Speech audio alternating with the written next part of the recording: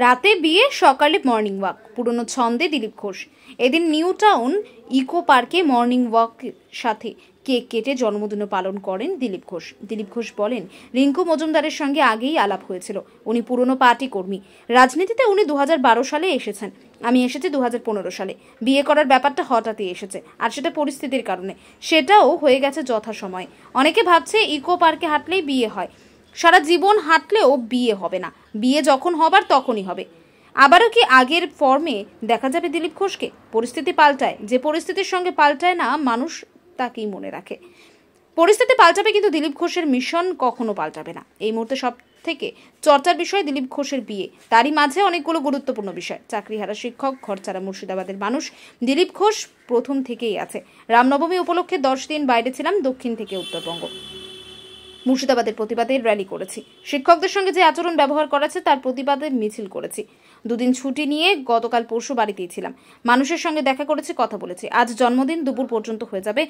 লোকেরা বড় বড় হল নিয়ে, স্টেডিয়ামে নিয়ে জন্মদিন পালন করে, আর আমি খোলা মাঠে করি। আর লোকেরা রাতের বেলা কেক কাটে, আমি ভোরের বেলা কেক কাটলাম। এখানে বুঝে নিতে হবে দিলীপ ঘোষ দিলীপ ঘোষ। মুর্শিদাবাদের ঘটনায় আদালতের নির্দেশে বিএসএফ নেমেছে। আমরা কোর্টে আবেদন করেছিলাম, বিএসএফ এর অফিসিয়াল বিএসএফ দিয়েছে। এখন যদি বিএসএফ সব জায়গায় যায়, তাহলে পুলিশ কি করতে আছে? বিএসএফ পুলিশের কাজ করবে, এলাকার জায়গায় জায়গায় বিএসএফ ক্যাম্প করতে হচ্ছে। তাহলে পুলিশ কি করছে? মমতা ব্যানার্জির সরকার কি করছে? তাহলে আমরা যেটা দাবি করেছিলাম 355, 356, সেটাই লাগু করা হোক।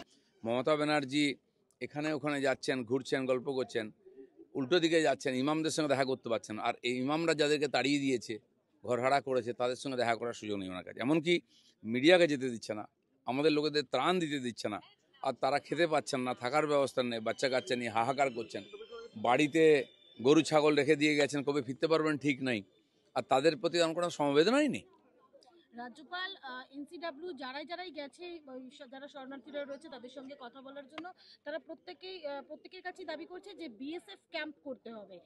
মুখ্যমন্ত্রী কি এ রাজ্যের যারা হিন্দুদের জন্য? রাজ্যপাল এর আগেও পীড়িতদের সঙ্গে দেখা করেছেন বিভিন্ন সময়ে, এবারও গেছেন। উনি ওনার দায়িত্ব পালন করেছেন, কিন্তু অ্যাডমিনিস্ট্রেশন যার হাতে আছে মমতা ব্যানার্জি, তার দিক থেকে কোনো সেরকম পদক্ষেপ দেখতে পাচ্ছি না। আজকে বিএসএফ, আমি যেদিন গন্ডগোল শুরু হয় 11 তারিখ জুম্মার সময়, আমি মালদা থেকে আসছিলাম, আমাকে পুলিশ আটকে ওখানেই একটা গেস্ট হাউসে বসিয়ে রাখে যে ক্লিয়ার হলে যাবেন। রাত 9টার পরে, 9:30 পরে ওখান থেকে বেরিয়েছি আমি। ততক্ষণ 4টের পর থেকে আমার কাছে ফোন আসতে আরম্ভ করে, বিএসএফ চাই, বিএসএফ চাই। ধুলিয়ান, সাজির মোড়, ডাক বাংলো, যেখানে যেখানে হিংসা হয়েছে, শমশেরগঞ্জ, যে বিএসএফ পাঠান। আমি ডিআইজির সঙ্গে আমার পরিচয় ছিল, আগে দেখা করেছিলাম। দেখা করে পরিস্থিতি জানাতাম আমি, যেহেতু সেন্ট্রালের হোম স্ট্যান্ডিং কমিটিতে আমি ছিলাম। তো ওনাকে আমি ফোন করলাম যে এরকম ব্যাপার, এবং যে জায়গা থেকে ফোন আসছে আমি হোয়াটসঅ্যাপে সব নাম পাঠালাম, বলে হাম ভেজ রে হ্যাঁ। 6টার পরে ওখান থেকে বিএসএফ ঢোকে, মালদার দিক থেকে আস্তে আস্তে ক্লিয়ার করে। আর পুলিশ আমাকে আসতে দিচ্ছিল না। আমি বিএসএফ সঙ্গে কথা বললাম যে বন্ধ হয়েছে কিনা ঝামেলা, বলে হ্যাঁ বন্ধ হয়েছে, টেনশন আছে। আমি 9:15 পরে বেরোলাম ওখান থেকে। আর যখন দেখতে দেখতে ধুলিয়ান, হাজির মোড়, শামশেরগঞ্জ দিয়ে আসছি, তখন আগুন জ্বলছে, দোকান ভেঙা হয়েছে, গাড়ি জ্বলছে দুই দিকে, সে ভয়ঙ্কর পরিস্থিতি। কিন্তু মমতা ব্যানার্জি তখন না বিএসএফ ডেকেছেন, না পুলিশ স্পেশাল ফোর্স পাঠিয়েছেন, মানুষকে পুরো এই ভেড়িয়াদের হাতে ছেড়ে দিয়েছিলেন। পরের দিন আমাদেরকে কোর্টে যেতে হয়, শুভেন্দু অধিকারী কোর্ট থেকে অর্ডার নিয়ে আসেন, তখন অফিসিয়ালি বিএসএফ সব জায়গায় যায়। এখন যদি বিএসএফ পুলিশের কাজ করবে, থানার চেয়ে জায়গায় জায়গায় পোস্ট বসাতে হয়, তাহলে পুলিশ আছে কেন, সরকার আছে কেন? তাহলে তো আমরা যেটা দাবি করছি 355 বা 356, ওটাই লাগু করা হোক, মানুষের ওতেই ভরসা আছে। তিল করে যারা বাড়িঘর তৈরি করছে তাদের সেই বাড়িঘর ভেঙে দিচ্ছে, পুড়িয়ে দেওয়া হচ্ছে। হিন্দুদের বাঁচতে কি এবার এই মুহূর্তে 11 তারিখ হিংসা হলো, 12 তারিখ হলো, 13 তারিখ সকালেও বেছে বেছে হিন্দুর দোকান পোড়ানো হয়েছে।